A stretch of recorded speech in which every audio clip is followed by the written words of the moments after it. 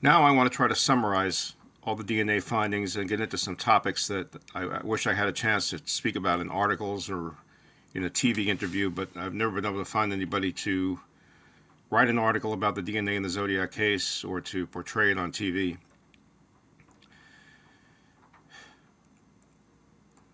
The hallmark of science is that you form what's called a working hypothesis, and then you test that hypothesis with empirical evidence that you get from experimentation. Let me give you an example. I've talked about this before, I think, in my book, and I think it's a good example for people to understand what's going on. So let's say that you want to talk about how salty the oceans are. Everybody knows when you taste salt water, seawater is very salty. But how much salt is in seawater? Well, what you do is you can form a working hypothesis that maybe there's 20 parts per thousand salt in seawater. And then you design experiments where you actually test seawater to see what the actual number is. And if the number is the same as your hypothesis, then it becomes fact. But if it's not, if you find it's different, no matter what it is, if it's higher or lower than your working hypothesis, you have to change that hypothesis in order to conform to the empirical facts that you found. Now, let's say that you think that the seawater should be 20 parts per thousand. Then you go out and you test seawater all around the world. You get a boat and you sail around and you test it from every ocean, and you average the results, and you find out that the true salinity of seawater is 35 parts per thousand. Well, you don't throw a tantrum and say, I believe it's 20 parts per thousand, and that's what I'm going to say, and I don't care what the results were of the testing. This is my belief, and this is how I see it, and this is it. This is fact. It's 20 parts per thousand. That's not the way science works. What you would do is you would reconstruct your working hypothesis, or actually it would become factual material, or at least experimentally factual, that you found that seawater is actually 35 parts per thousand. And if you didn't conform to the reality of the testing that you did, then you would be delusional as a scientist. Your working hypothesis cannot be something that is immutable and doesn't change. Now let's talk about the Zodiac case. I've seen this time and time again over the years, and it just frustrates me to no end. There are people who come into the case with what should be a working hypothesis that because Zodiac sent the letters years before there was DNA evidence, that he should not have licked the stamps and envelopes. He had no reason not to lick the stamps and envelopes. The problem is that they don't make that a working hypothesis that could be changed by empirical evidence, by experimentation, by testing, such as the testing that Alan Kjell did. It becomes like an immutable obsession, it seems, with people that Zodiac could not possibly have avoided looking at stamps and envelopes because he wrote the letters between 14 and whatever, 18 years or 19 years, whatever it is, before the advent of DNA technology. And that's just not the way it works. What Alan Kjell did is he essentially did the experimentation for us. He tested the letters. And when he tested the letters, because of the methodology he used, I think that he ended up with contaminants from the front side of the stamp yielding just small amounts of cells, so small numbers of cells and small amounts of amylase. And his conclusion was that it wouldn't have been unfair to say that Zodiac had used a sponge and water to apply the stamps and seal the envelopes.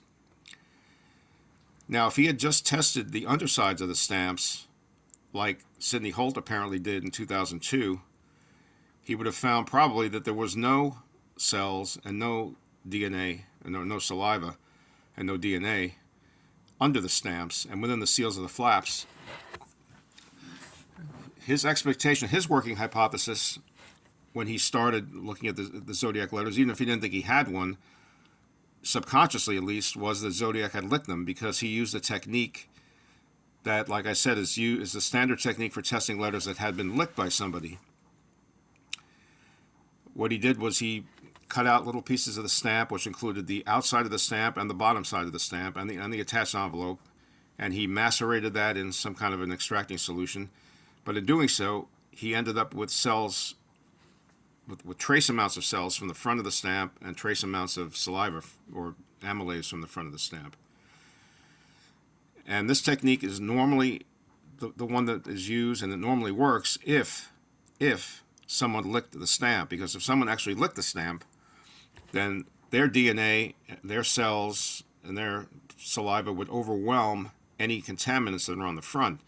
But because these were just contaminated letters apparently that hadn't been licked, the readings that Kjell got, I believe, until someone could prove otherwise, came from contaminants from the front of the stamp. So essentially, Alan Kjell proved that Zodiac had not licked the stamps and envelopes. Now, when you present this to people, people say, "Oh, I don't believe that that's what happened. I believe that Zodiac licked the stamps and envelopes because he sent the letters so long before there was before there was DNA evidence."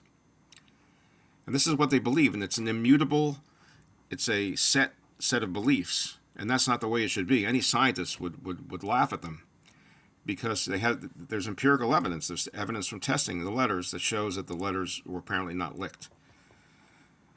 And this is something, like I said, that has frustrated me for years.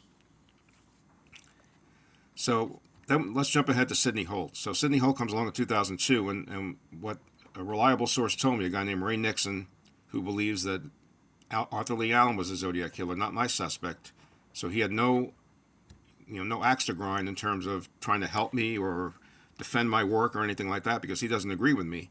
But he told me that from his knowledge from working with Kelly Carroll and Mike Maloney and having a friendship or relationship with them, he told me that he had heard that Sidney Holt had reproduced Alan Kjell's results and found the same thing. So she had the correct idea. She checked under the stamps using a cotton, like a swab, swabbing the underside of the stamps, peeling it back from the letter, swabbing the underside, separating the flaps of the envelope, swabbing them, and she could find nothing. So that's why I think there's nothing on the letters, and everything is a contaminant from the outside. But on the ABC show, for whatever reason, and it could be that there was a quid pro quo agreement between the lab and SFP and ABC that they would provide them with something to use on their show, I don't know. But for whatever reason, instead of making, or maybe it was political from Kelly Carroll and Mike Maloney, saying, "Hey, let's make believe that there's Zodiac DNA, and we have Zodiac's DNA in order to trick him, because he's probably watching the show. Let's hope that he writes a letter or commits a murder or does something that reveals him through lying to the public. We don't care about the public. What do we care about the public? We don't care about the 3 suspects that we eliminate on the show because we don't like them anyway. Let's just make up this story, this cock and bull story, about there being DNA on the Zodiac letters. We've recovered it, and now we have his DNA, and now we'll see if he squirms when we make that public on television. We won't tell ABC what we're doing. We'll tell them that the DNA comes from a single source, single DNA, single Zodiac letter, and we'll let ABC think that we actually have Zodiac's DNA when we don't, and let the public think the same thing. It was a very, very cynical thing to do. It was just outrageous, and of course it didn't work, because even though the show came out and it was said that Zodiac's DNA was on the stamp and envelope, or on the stamp, or whatever they analyzed, nothing happened from the Zodiac standpoint, because Zodiac wasn't stupid. He knew he didn't lick the stamps and envelopes, so why should he be worried?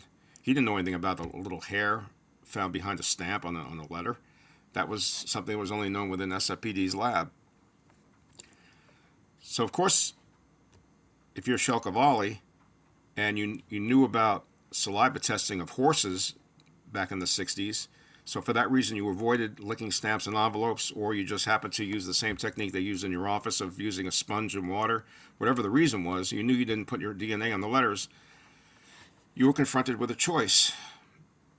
Either you give your DNA, and it's 90 percentile is not going to match because you never licked anything, or you say that you refuse to give your DNA because you're afraid it might be there. But if you refuse, the odds were in your favor that it wasn't going to be there. But if you refuse, that's going to really raise some eyebrows within law enforcement, because they wonder, if this guy didn't do it, this Rodelli has a lot of evidence against him. It's kind of interesting.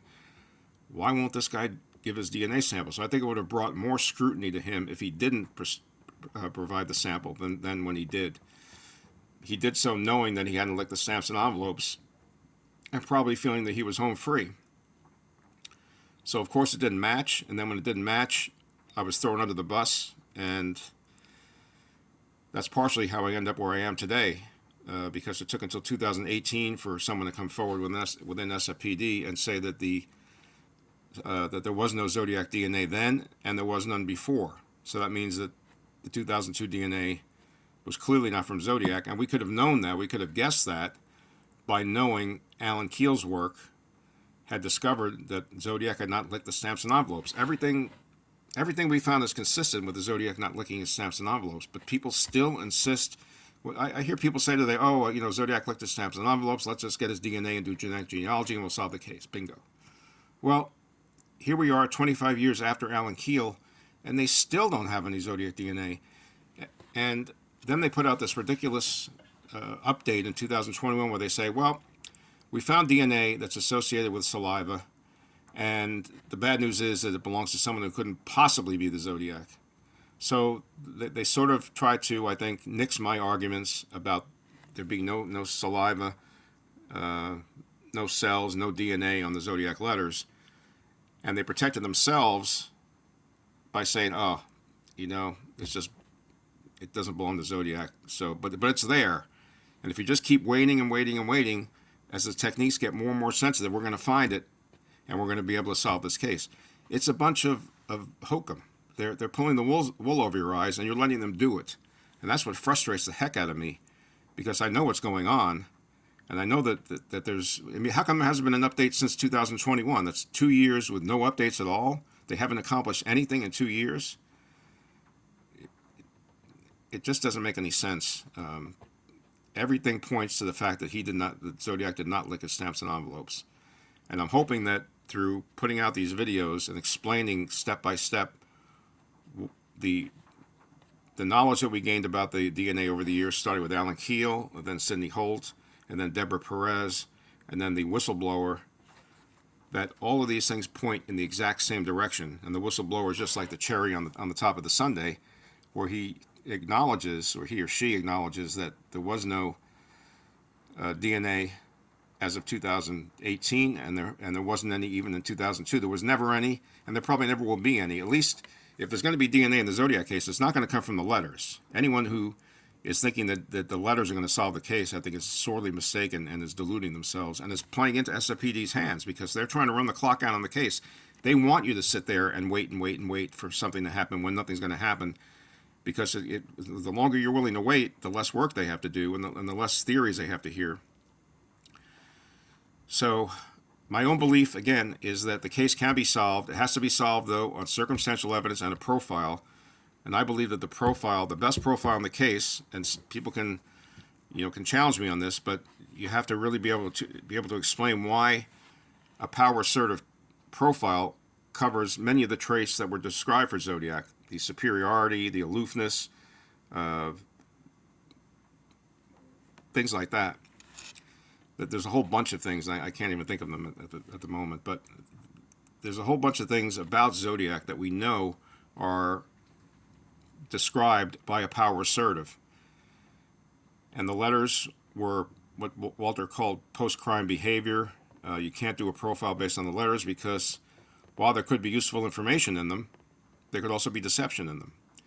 And I think that's why you see a difference between the profile that Walter came up with and the profile that someone like Mike Kelleher or Dr. David Van Nuys, both of whom, by the way, have very good feelings about my research, despite the fact that they fell into the trap of thinking that Zodiac was was the loser compensating for his feelings of inadequacy. I think when they read my research, all of a sudden they were very much on board with it. It seemed to me. And I think that Qvale has the best circumstantial case surrounding him. I think the dates of the murders and other dates in the case virtually solve the case by themselves.